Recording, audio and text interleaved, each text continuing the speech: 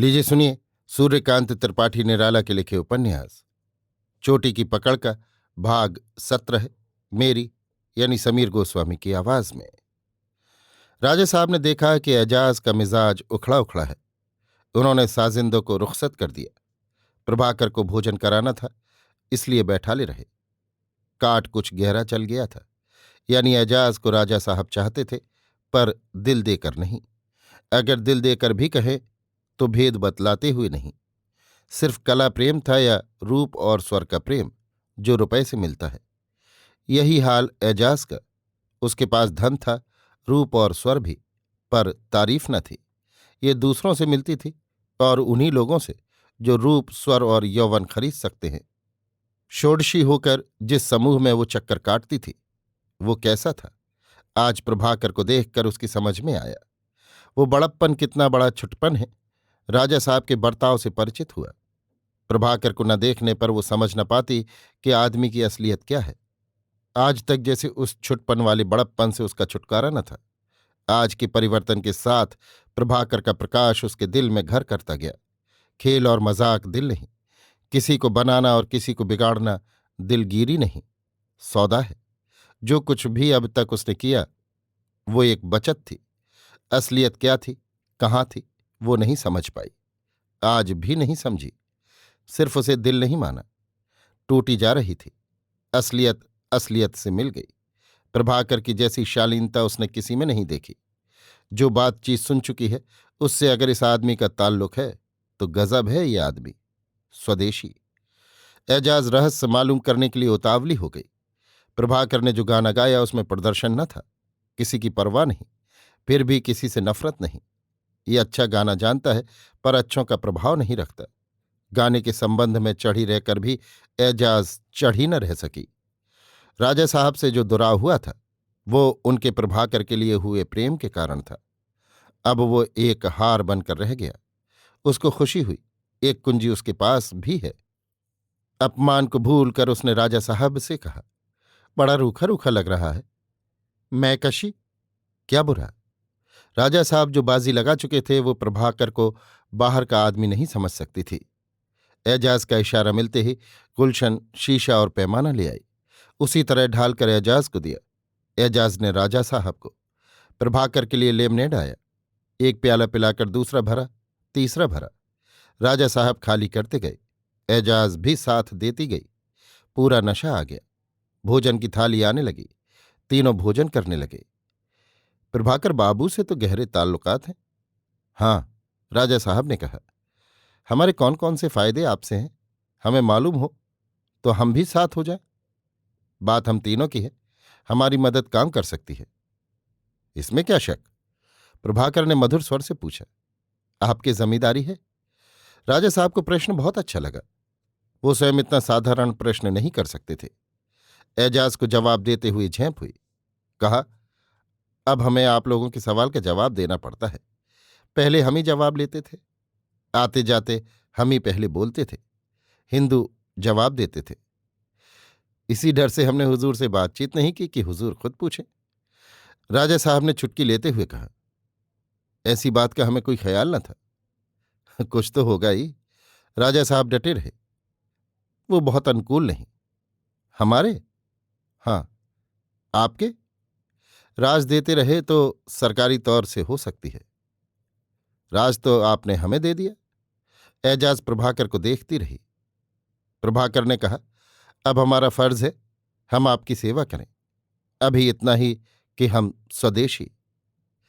इस राज से हमारी सरकार के यहाँ कद्र बढ़ सकती है। राजा साहब की आंख झप गई। इससे दिल का हाल नहीं कहा? एजाज प्रभाकर से सुनने के लिए बैठी रही। प्रभाकर ने कहा, मैं स्वदेशी का सक्रिय हूं। सूत, चरखा, करघा, कपड़े तथा ग्रामीण वस्तुओं के प्रचलन का बीड़ा उठाया। काम करता हूं। राजा साहब की सहानुभूति है। जमींदार छोटे मोटे हम भी हैं। आपसे हमारा स्वार्थ है। हम समझते हैं हमारे यहाँ एक डांट लगा दी गई है। हमसे आपका उपकार हो सकता है। कुछ राज हमें काम करने के लिए दीजिएगा। राजा साहब बहुत खुश हुए। कहा, हमारा एक ही रास्ता है। हम बातें आपसे नहीं कर सकते। आज्ञा है। आपने जो कुछ कहा है उसका कुछ प्रमाण भी हमें चाहिए। यहां हम कपड़े के केंद्र मजबूत करेंगे, व्यवसाय बढ़ाएंगे। आपको अर्थ और अनर्थ के संबंध में काफी जानकारी है। उस तरफ से तो कुछ मिलेगा नहीं, एजाज ने कहा। इस तरफ का भी कुछ न जाना चाहिए। इतना ख्याल रखिए, उनके आने के दिन की बातचीत मिल जानी चाहिए। मिलेगी, जमींदार तो हम भी हैं, इतना काफी है। कोई दूसरी मदद?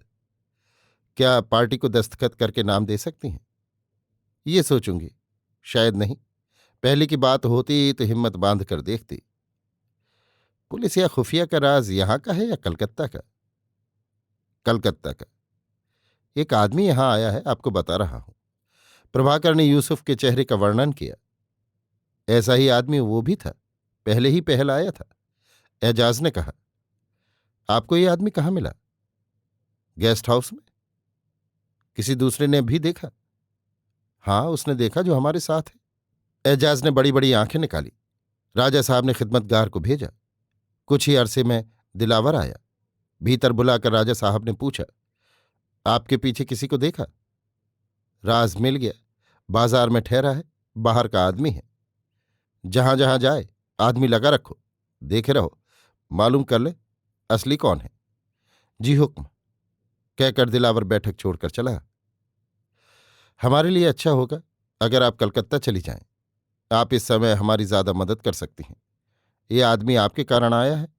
क्या राजा साहब ये बतलाएंगे कि हमारा राज किसी को उनसे नहीं मिला? नहीं, नहीं मिला। इनसे हम कहते हैं, लेकिन दूसरे की बात है, इसलिए नहीं कहा। हमें इसका दुख नहीं। एजाज दृढ़ हुई। हमारी किस्मत, प्रभाकर ने कहा। ये आदमी आपके लिए, एजाज की ओर उंगली उठाकर, आया है। यहां इसका कोई आदमी होगा। मुझसे मैनेजर का नाम लिया, मगर मैनेजर से इसकी जान पहचान भी ना होगी। राजा साहब सीधे होकर बैठे। प्रभाकर कहता गया, जिस तरह भी हो, आप लोगों में किसी से कोई आदमी मिलेगा। अब होशियारी से चलना है। राजा साहब चौंके। इसीलिए कुछ रोज जाने की बात न करे, लेकिन जाना बहुत जरूरी है। नसीम यहां नहीं, इस मामले की वही मुखिया है। यानी? प्रभाकर ने पूछा। अभी हमारी चड्ढी नहीं गठी, ये राज बाद को।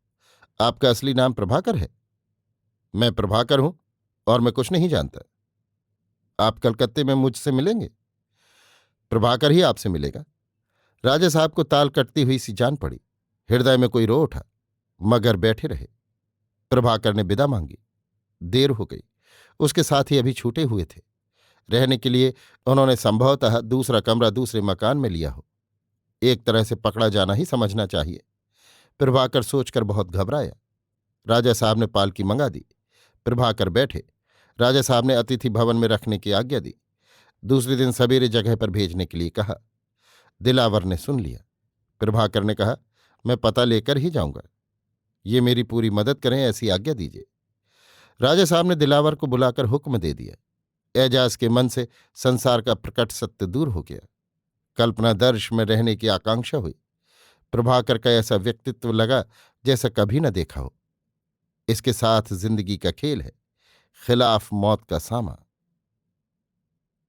अभी आप सुन रहे थे सूर्यकांत त्रिपाठी निराला के लिखे उपन्यास चोटी की पकड़ का भाग 17, मेरी यानी समीर गोस्वामी की आवाज में।